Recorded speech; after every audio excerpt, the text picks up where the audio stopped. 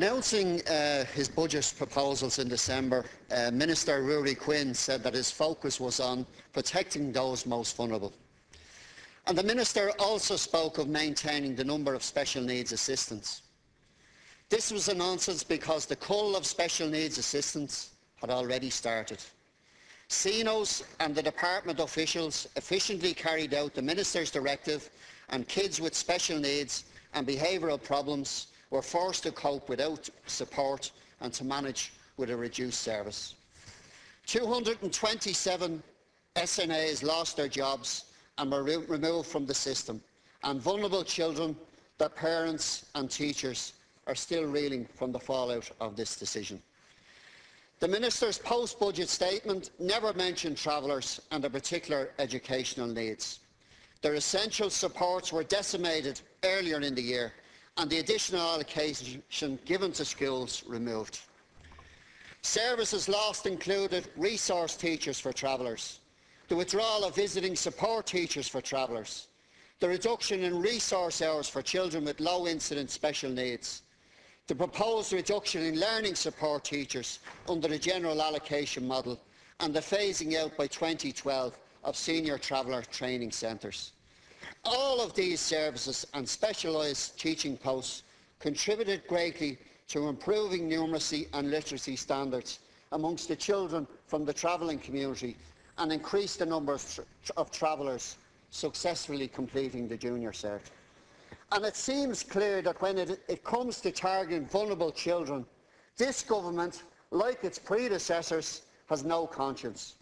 It would be helpful to this debate if government TDs enlighten us as to what their thoughts are on schools in their own constituencies. Do you believe that there are too many teachers? And if so, outline what schools and what students deserve to lose their teachers. What DEIS Band 1 or Band 2 school deserves to lose 1, 2, 3, 4, 5, 6 or even 9 teachers? One school in my own area has estimated that it could lose up to 12 teachers. Another school may lose a quarter of its teachers. And these are not the exception, but the new reality that is facing many schools post-December's budget. And the question needs to be asked, what child deserves to lose the potential for a better future, a decent education? Please tell me. It's Gadahi Shiv. Like thieves in the night, the Minister and his cabinets, colleagues have stolen the life chances of thousands of children right across this state. And what really angers me and parents throughout this country is that regardless of the spin that is attempted to justify this budget, this is a savage attack on the most vulnerable.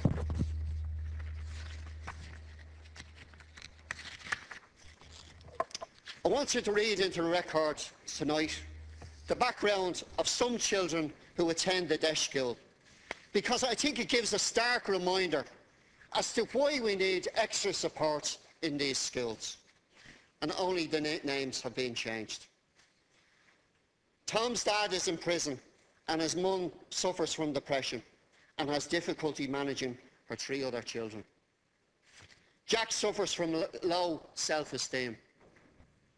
John's mum and dad are recovering heroin addicts who are on methadone. Both have a volatile relationship, often breaking up and getting back together.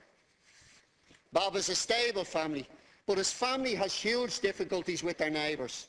Their windows have been smashed and their car damaged. Jim's dad is in prison. His mum has mental issues and Jim is very withdrawn. Matt, very poor social skills and is constantly pulling and hitting other children. He's great difficulty making friends. Ben is a traveller. His dad is in prison for assault and his mum is at home with many, many children. Ben is volatile and his behaviour unpredictable. Adam is volatile, his behaviour unpredictable again, and the teacher again is not sure of his own home background. Gerald's older brother took his own life. Luke's mum is an alcoholic. His dad was murdered 10 years ago. An older brother is in residential care, and another brother died tragically. He's currently in the care of his older sister.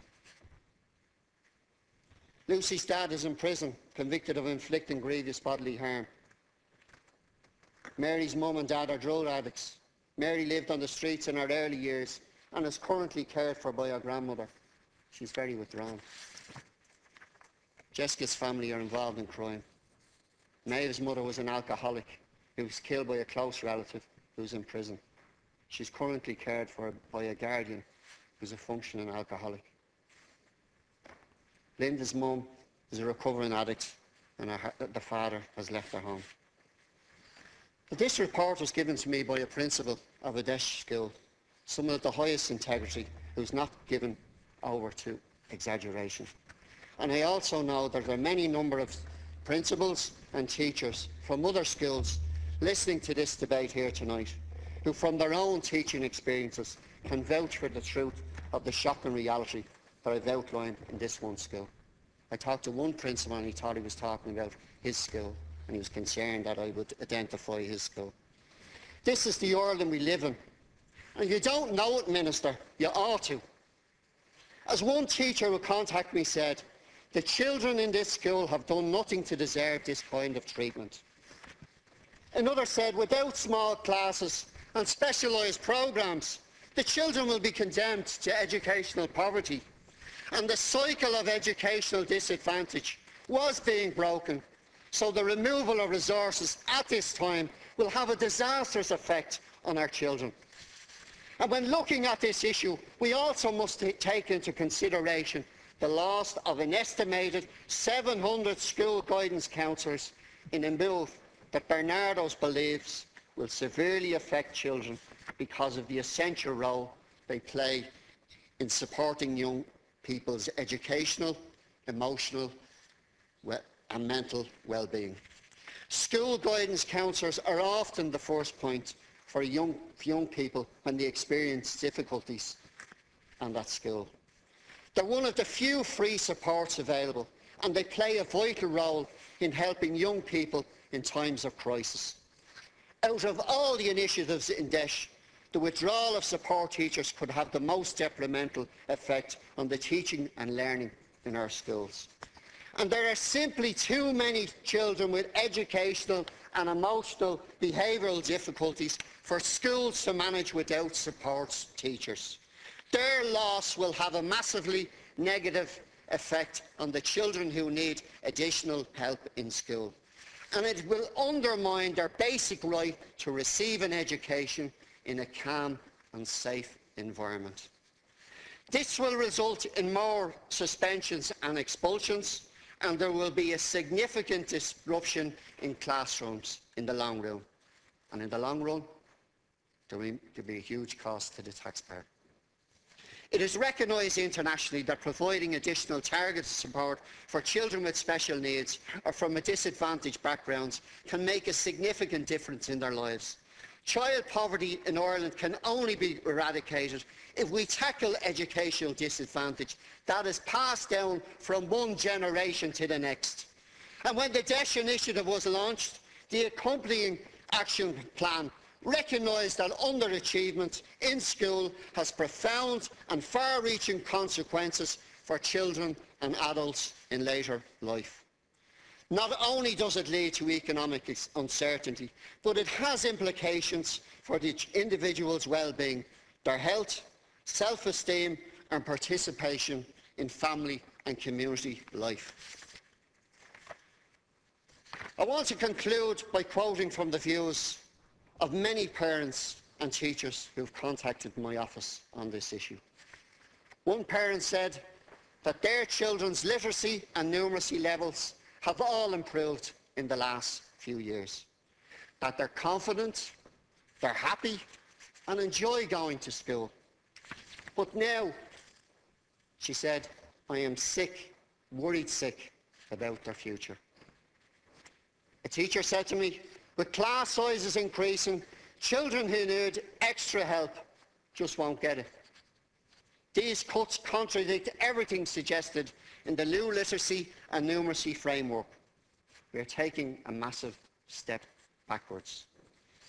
So much for cherishing all of the children of the nation equally, Minister, as we approach 2016.